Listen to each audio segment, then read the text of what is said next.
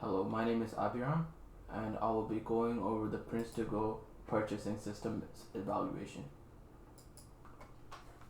For the scope of this assignment, I'll be designing and implementing a purchasing system for the company Prints2Go, which I talked about in the first assignment.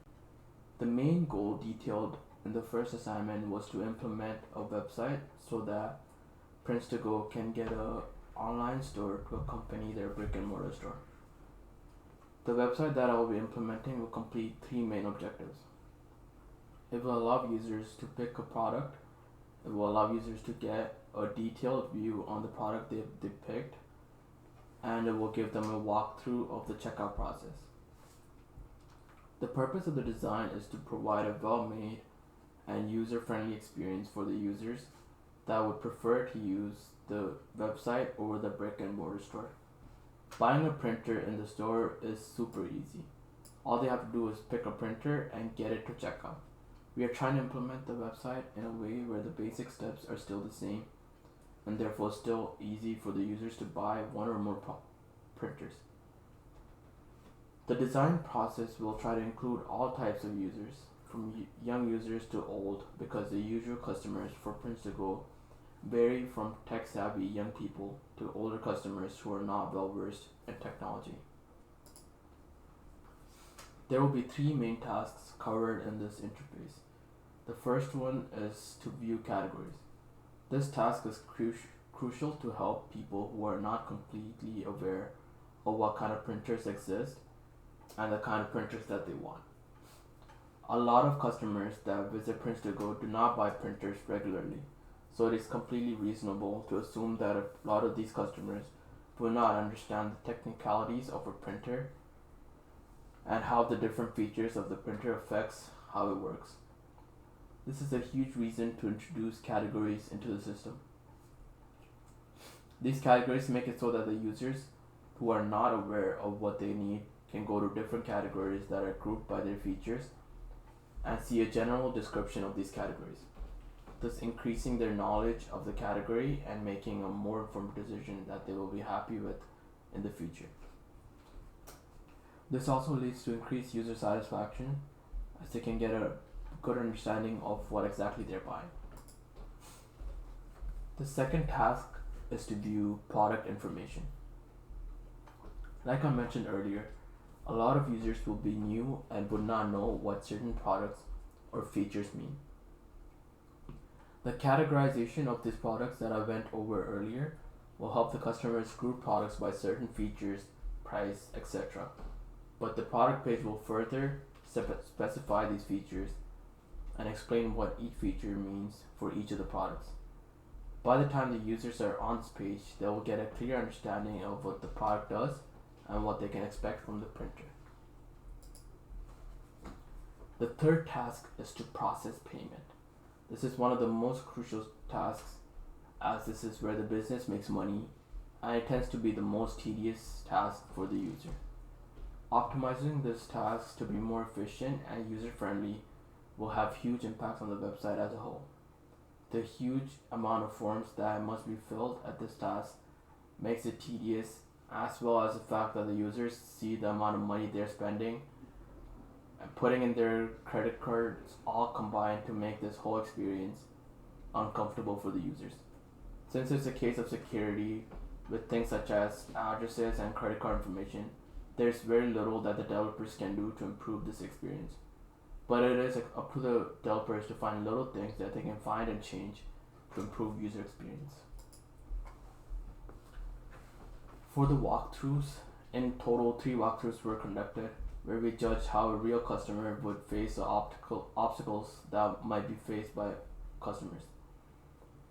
The first walkthrough allows us to make some minor changes on button placements, tab placements, etc. The second and third walkthroughs didn't change much, but it allowed us to understand that we were on the right path. Low fidelity models for all 3 pages were created using Figma.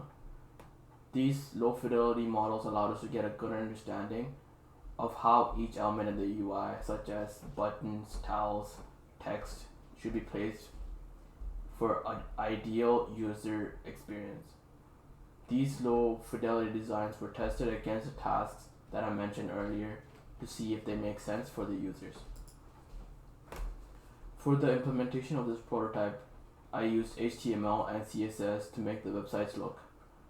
I added Bootstrap to make the website more stylistic, and JavaScript was added to add functions such as error checking. No backend was implemented, and a lot of the values were hard-coded, such as the quantity of printers purchased and which printers to show.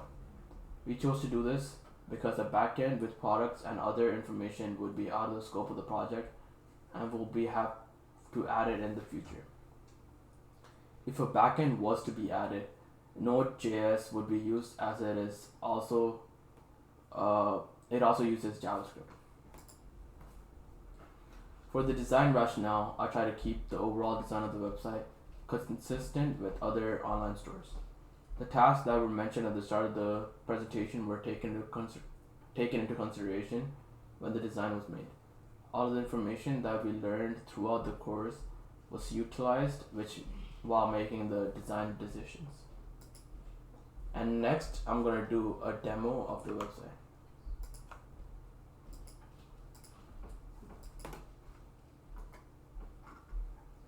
For the demo, I will go over the three main tasks of the website. The first page will display the categories. So far, there's only three: laser, inkjet, and industry. Once they select a category, it will show the printers from the categories down here. Here I hard-coded inkjet printers for the sake of the demo as a category. This completes the first main task. If you click on one of these printers, you can see the product page. And here there will be a description of each of the categories. There is some error checking on this page to ensure that the user selects a model and a quantity. They can also see further information about the printer they're buying. If no model is selected, it will have a pop-up asking them to select a model, and if no quantity is selected, there will be a pop-up for this quantity. Once it's added to a cart with the proper model and proper quantity, they can go to checkout. For the demo, the items in the cart over here are hard-coded, but this can be easily fixed with some backend. The checkout page takes us to the third main task. There is also error checking on this page as well to ensure that all important fields are completed, and it gives relevant error messages to help guide the users in the right direction. So for example, if I try to finish checkout without filling anything, it will give a red box around the text box as well as messages. Once they fill out the form properly, they can check out, and that would be the end of the system. So this would finish the Prints2Go purchasing system. Thank you for listening.